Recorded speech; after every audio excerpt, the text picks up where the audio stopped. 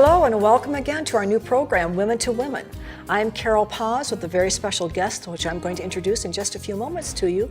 But first I would like to thank our sponsors, Carpa Nevada LLC, fine importer of Portuguese olive oils, balsamic vinegar, and international teas. And also Villa Bastel Cafe, home of Pete's famous chorizo. With us this evening in the studio, we have Charlene Bybee, who is a hostess on American Airlines. And Charlene, I want to welcome you to our program tonight. Thank you so much for being here. Thank you for having me. You know, you are my very first guest who has worn what she does, okay? And you wear it very well. And it's a privilege to have a professional who's representing American Airlines, an industry that really touches most of our lives in one way or the other. Where did you grow up, Charlene? Actually, I grew up in Sparks, Nevada, until I think we were 4 when I moved there, and I was there until 8th grade, and then moved to the Bay Area. Of San Francisco? Correct. Okay. Walnut Creek, went to high school there, and came back to Reno to go to the University of Nevada. So most of my life in the Reno area. You're originally cut from Nevada, okay, in many, many ways, which has not been true of many of our other guests. Tell me, what kind of a family did you grow up? Did you come from a lot of brothers and sisters? Did you come from parents both who worked, were professional people? Where did this idea for an airline stewardess come from? I can blame my mom because she was a stewardess for Continental Airlines, and always said when you grow up, you need to be a stewardess, and my sister needed to be a dental hygienist, and we did. It was. She had your careers already decided. She did, much to our dismay, and much to, we have to admit. Well, yeah, we went ahead and did what Mom thought we should do. I'm the oldest of 6. I have 4 brothers and 1 sister. Okay. And 8 of us and 6 of us in 8 years. So good Catholic family. So big family. Your mother needed to be organized. She needed to know where people were going and what they were going to do. She did. She had her hands full. So I have all the brothers and sisters. My mom obviously did not work outside of the home when we were small because she had her hands full with so many children. She did work later. In fact, she did TV. She was had a TV show in Reno, Channel 2, when it first opened up. What did she do? It was 2 on the Town. It was with Bob Carroll and Jackie Jensen, and she was the female host, and had never done anything like that. Auditioned and got the job, and she's from New York. She's from New York originally, and her brother was professional dancer, so there's a little bit of showbiz in the family. But she was stewardess for 2 years, and 2.5 years, and with Continental. With Continental, met my dad, who was serving some military commitment out of college. My dad's from a big farm family in Wisconsin. He's one of 14 children. And he went to the University of San Francisco and played football, and then did an ROTC commitment when he graduated, and they met in El Paso, Texas. She was flying for Continental, and he was stationed there, and they secretly got married. And then were pregnant with me, and she had to quit because back then you couldn't be married or pregnant. And she was both. So she was both. So she quit flying after that. Well, it took a lot of courage on both of their parts to face a future that for her was so limiting. But they must have known that they really fit together well in terms of personality, in terms of future outlooks. And it's a real statement of confidence in one another to raise a family of 6 children. Oh, sure. And I think I appreciate it more when I have 2 boys. And after I had my first son, the morning I gave birth to him, my mom walked in and I said, "Oh my God, how did you do this 6 times?" Because you don't totally appreciate really what your parents went through till you have children of your own. So it put new perspective on my mom and dad and raising a great family, all of us with college degrees. Wonderful. So they believed in education for all of you. They did. We were raised with a really strong value of education. And then my husband and I both, he's a native Nevadan. He's a true native Nevadan from Ely. And we just both were raised with that same value that we passed down to our children. And I'm still working full time because I have education debt from great college and private high school that we did. We for took your out children? for my boys, yeah. Okay. Now, do you think your 2 sons appreciate that effort on your part? More now as they've gotten a little older. My oldest son's 28 and my youngest is 24. And what do they do? My oldest son is a CPA here in town. And that's a tough course to go. Oh, really tough. And he graduated from the University of Nevada with an accounting degree and got his CPA a year and a half ago. Congratulations. Is married. And my youngest graduated 2 years ago from Santa Clara. That's our big debt, Santa Clara education. And he is working for Apple. He has a finance degree with a retail minor, and he's in a retail management program with Apple. So they both have great jobs and college degrees, and we feel very, very blessed. It was worth the sacrifice that we made. And I think that that's an important issue is to deal with when something can change young people's lives, it can change the life of a family. Sacrifice is involved, one place or the other, and the willingness to meet those sacrifices and to accept it. And the hard work, I think what we've tried to instill in our boys, because both of us were raised with families that had a really strong work ethic. I mean, you didn't do things halfway. You did things 110%. It was just expected. And we pass that along to my sons, and I really see now they're appreciating that work ethic that we've instilled in them, and we're actually seeing the work ethic come to fruition. Do you have grandchildren yet? Not yet. Okay. Not yet. It'll be Hopefully interesting soon. to see how they, as parents, if you can see part of yourself coming through your sons as teachers to your grandchildren. Right. To see those bridges. Right. Well, as an airline stewardess, you have seen a lot of change. Right. When did you first enter the industry? I was hired the summer after I graduated from the University of Nevada. My husband and I met at UNR. We still call it UNR because it was UNR when we were there. And I had my degree in Spanish with a English minor, and I knew I wanted to travel. I thought I wanted to try to get hired by the airlines. And so I was fortunate enough because the airlines were just hiring. There had been the fuel crisis in the mid-'70s. Yes. And furloughs, well, they were just gearing up in 75, 76 to start hiring again. So I was hired that summer and went to work for American. So I just celebrated 35 years with American Airlines. That's wonderful. As I mentioned a little bit earlier in our conversation as we're getting to know each other, I always feel much more confident as a part of the flying public when I see that I have a stewardess who has experience there. She's calm, she's taking care of all of us, but, excuse me, you made it very clear that there are many women who are 55, 60, or 65-ish, and they're new at it. They are. How would I know that? You wouldn't. You're not going to see many 20-year-olds anymore. For a couple of reasons. The airlines haven't been hiring because the economy, because of the airlines have struggled in the last 5-10 years especially. So we've had a lot of furloughs, and most of us haven't hired new flight attendants in years. So all of our workforce is aging, and people made it a career. When they eliminated, there were all kinds of restrictions from the very early days of a stewardess was a nurse originally. Yes. And then some marketing executive decided it was a really good idea to have them.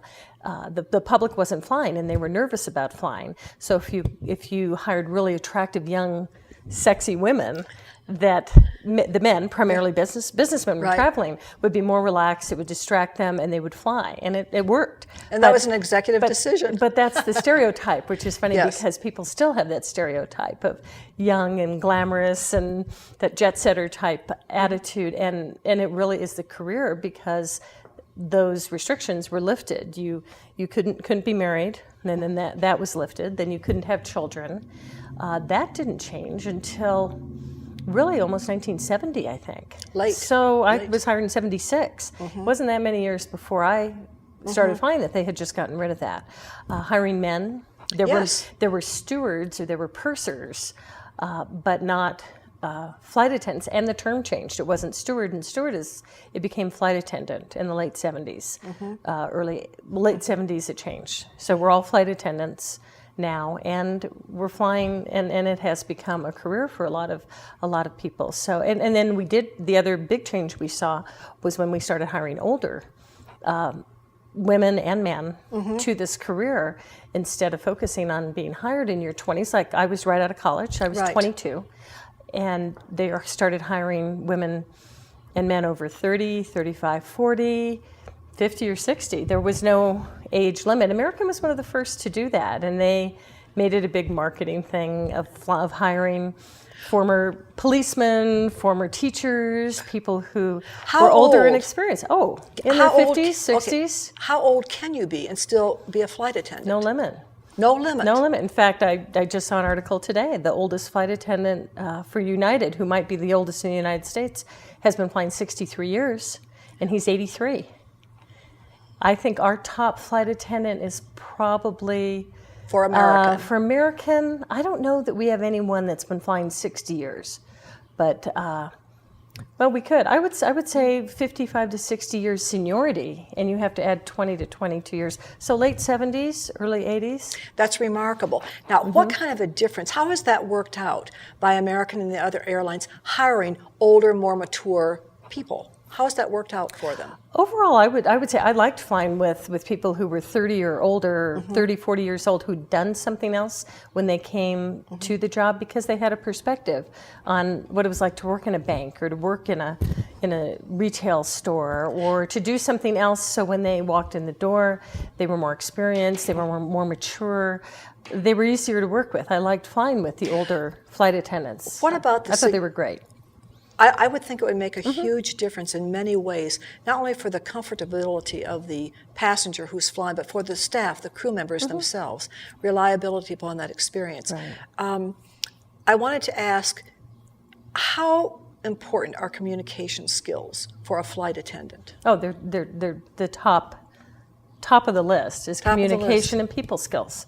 So people skills, which is communication, but it's also how you handle people, how you handle stress, how you handle difficult situations, whether it's an obnoxious passenger who's irate when he walks on the airplane, or whether it's a medical emergency, an evacuation, an aborted landing that you go around and have to land again, or being in dire situations like I was in Tokyo for the 9.0 earthquake. So that's not I mean, we don't go through a lot of those situations, but sometimes you do. If you're flying places with tornadoes or hurricanes or earthquakes, you might be there. And I'm going to hold you right at that point. Okay, we're going to come back to that phenomena that happened at 9.0. We'll be right back, so don't go away. Here is something informative and inspiring. Women to Women. Every Thursday, a new guest and a new passion to inspire you. Your hostess, Carol Paz, interviews influential women of Northern Nevada. Your neighbors, your friends. These are the women who are making a difference in our community, from helping those in need to running your favorite local businesses. We give you their story, we show you their passion. Thursdays at 7 p.m., Channel 15 for Carson City and Gardnerville, Channel 3 in Reno, Sparks, Fernley, Fallon, and Lake Tahoe. Pets of the Homeless is a non-profit, all-volunteer organization that provides pet food and veterinary care to the homeless and less fortunate in local communities. With donations from the public, we're able to provide homeless shelters with crates, bowls, cleaning materials, so that homeless with pets can come into homeless shelters and get the services that they need to get out of homelessness.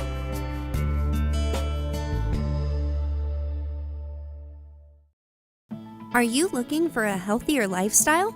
A more nutritious diet? Do you care about quality?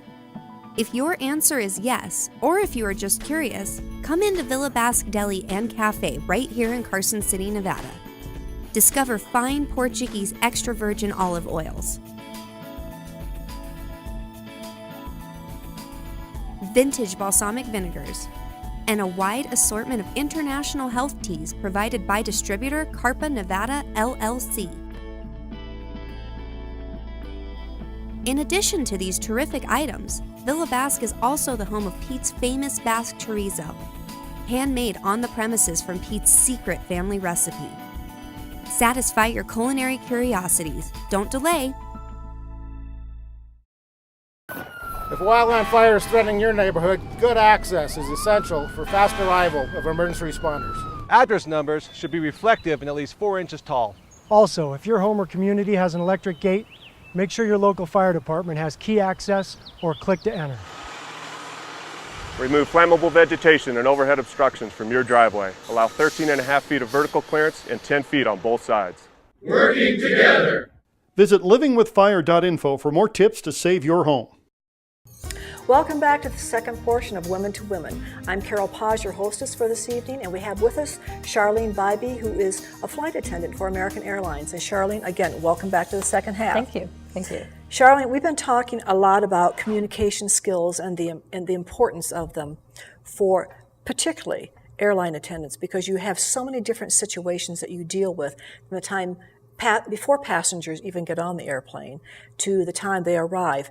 And since 9/11, and we are aware as a flying public and as a reading public that American Airlines was involved in 9/11 and a lot of death and destruction.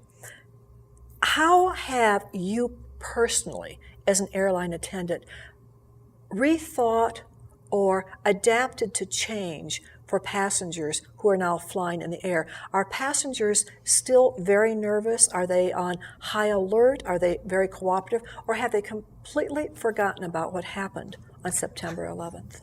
Unfortunately, a lot of them have completely forgotten. In the beginning, probably the first few months definitely, but within the first year, people were very heightened alert. They were more subdued. They were more respectful of the crew and our job, and cooperating with whether we tell them to turn off their phone, which is my pet peeve, is people, you just can't get them to turn off the cell phones and electronics. But they were cooperative and really mindful and respectful of the flight attendants. And it didn't last that long. They kind of got back into old habits of forgetting what had just happened, but yet on the other hand, I think that they are more aware. I don't think the same type of incident would happen, because everyone who flies, businessmen, businesswomen, young passengers who know what happened, I think you'd have more passenger response and help. And we're always watching who our passengers are, and for the flight attendants, it's really every day we go to work, we are facing the threat of terrorism. They're still after airplanes. They're still after, it's their prime target. So I get very frustrated and very annoyed with people who, with whether it's the Patriot Act or all of the surveillance and security that people think we don't need. Which we do. I'm facing it every day I go to work. I'm looking it in the eye, and it's critical. It's critical that we think outside the box, that we pay attention, that we internally, the flight attendants and the pilots, are still on heightened alert. And some of our passengers who fly a lot, we have air marshals that fly with us, but they're not always on our flights. But it's a very real threat out there, and people need to realize that. So the security issue, the TSA and security is a pain. And it's a pain for me. I'm in uniform going to work, and I have a knee replacement. So I get to, twice a day, every day I go to work, I fly from here to LA, and then LA to London or Shanghai, and I have to go through a full pat down because my knee sets off the scanner, even though I'm in uniform and they know I'm a working crew member.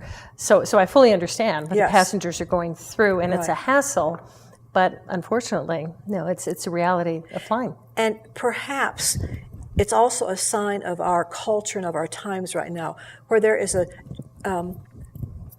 how do I say this? I was in New York City on 9/11, as was my husband.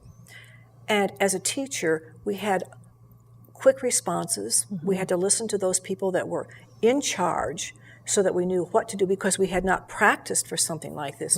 And what do you do with this many children? Where do you take them?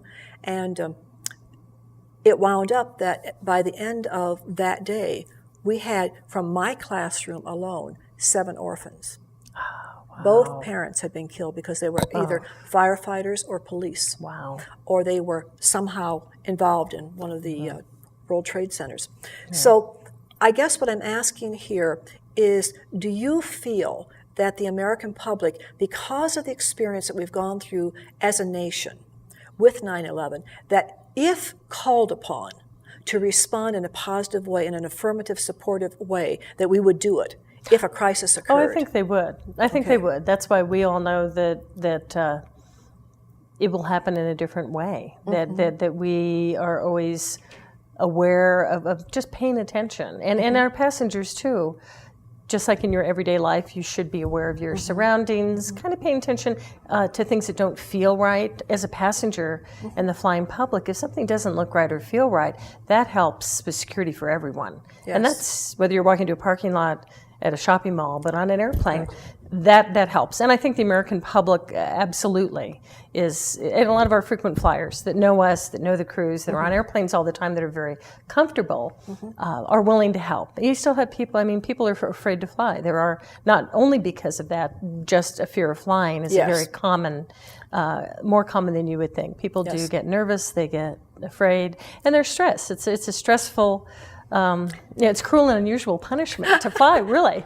Because they're not in control of anything, really. No, and just getting there and through security and to the gate. I mean, it's highly stressful, and we realize that.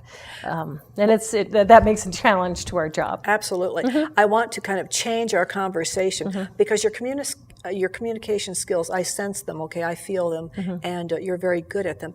So what other areas of interest have you taken those communication skills out to and realized that, hey, as a flight attendant, this has really opened some doors for me? It has. And what's interesting, years ago when I first started flying and I enjoyed it and I did get to travel, and it's a hard job. I mean, physically it's a hard job. The people don't see that physically and emotionally, and dealing with the public. You hone, it tests you. Anyone who's in the service industry can attest to that. And then you lock yourself into a capsule with 200 people at 35,000 feet for 12 hours. And it tests your people skills, your communication skills, but I always discounted what I was doing. It worked, it was convenient. I could fly part-time when my boys were babies. I wasn't working as many days as a mom that worked Monday through Friday, 9 to 5. So I could be there for all of their helping in the classroom and being PTA and all my community involvement. The job allowed me to do that. But I kind of thought, well, I'm not a doctor or a lawyer or CEO of a company, but I'm doing this and it's fine.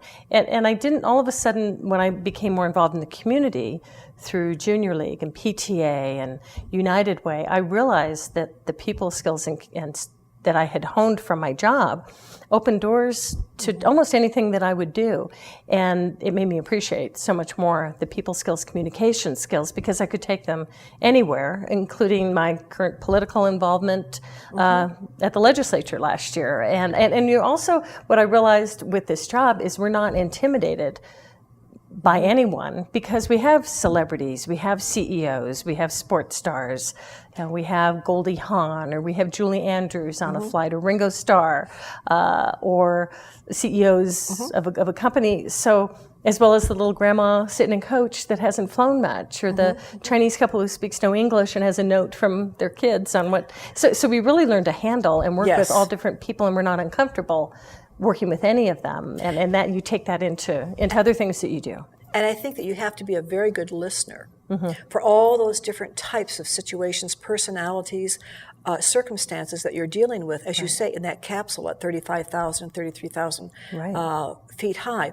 You have to be able to reassure them and to provide for them some level of comfort, some level of understanding, so that it brings their stress level down. That helps bring your stress level down too. Right, to make it enjoyable for everyone, including situations when you're in, whether it's turbulence or there's a medical emergency or an ice storm, and they divert us from London and we get diverted to Brussels, which happened to me a year and a half ago. What happened when the 9.0, the 9.0 struck? Okay, we started on Japan. Yes. I was in Tokyo. We actually, Narita is the big airport that is north of Tokyo.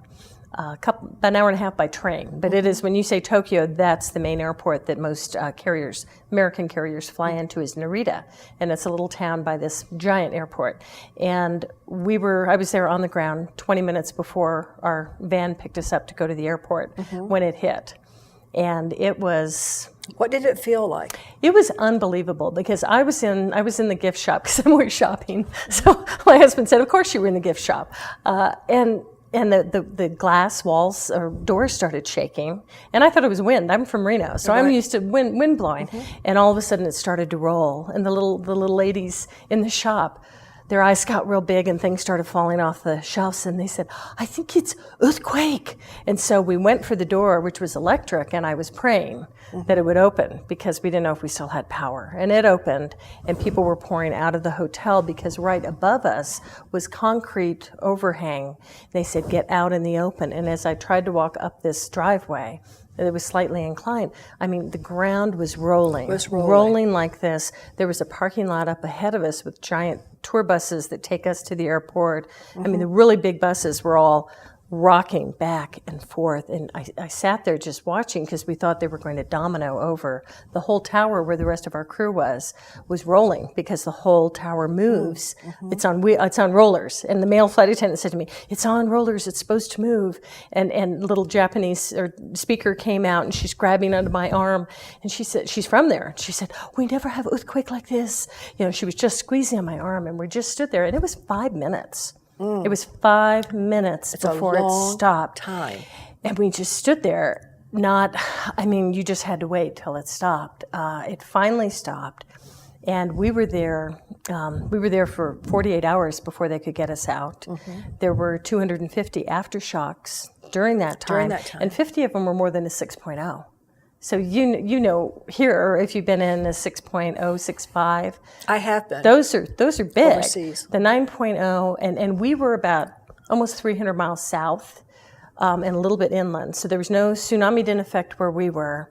And the rolling and shaking was substantial, but the hotel, we stayed in the hotel that night. They did checked for structural damage. And the thing that was amazing, I tell people, I said, at least if you have to go through something like that, to be in Japan was really pretty amazing because the buildings are designed to structurally to withstand an earthquake, even of that magnitude. Obviously, right near the epicenter, and with a tsunami, that was tough. Where we were, though, as violent as it was, there was minimal damage, so they were prepared with their architecture. And then the people were so calm because we went back into the hotel, and they had the whole staff. They opened up one of the buffet restaurants, and they served all of us dinner. So they were like L.A. crew over here, Chicago, and just the guests staying there, and they all sat you went to get served, and they're, like nothing happened. They were Charlene, so calm. That's what came across via the satellite onto our television screens was the calmness, the graciousness, and the courtesy in the midst of all of this turmoil. That's their culture. It's their culture. But the Japanese speakers that were with me and my crew, we had what they call a debrief when we got back to LA, that human resources and psychologist comes in, because we had post-traumatic stress. We absolutely did. And it was really hard for the Japanese speakers because culturally they're not allowed to break down. They're not allowed, they keep calm because that's the culture. So for us it was reassuring because they were so calm and they handled it beautifully. But I haven't flown back since. And I don't know if I will. Maybe not for a while, not for quite a while. Is that my mom doesn't want me going back because she's freaking out. And I know when I'm in my first earthquake, which I haven't been yet, knock on wood, but I know I'm going to get a little panicked. I thought there was one in Shanghai a few months ago, and I really started, I felt that shaking and started to go into a little bit of the panic mode. Still part of that post-traumatic stress syndrome. And you bury it, you think you're okay, you take care of business like you're supposed to, and you don't realize that you're how stressed. Deeply it penetrated your psyche. Yeah. Your psyche. Absolutely. Well, Charlene, I want to say thank you so much. I would love to go on because I know you're involved in the Tea Party politics. I know you're involved in the legislature. So I'm going to do this. I'm going to offer you another opportunity to come back when your schedule allows it. And I hope that you'll find the time to join us. I hope that everything within your family settles down in terms of your mother's health, and we wish you the very best and her the very best. Thank you so much. You're welcome. Thank you for being with us. I want to thank our viewing audience and, of course, thank our sponsors, Carpenter Nevada LLC and Villa Bastelling Cafe. And we hope to see you next week with a brand new guest, just as delightful and interesting as Charlene. Have a good night.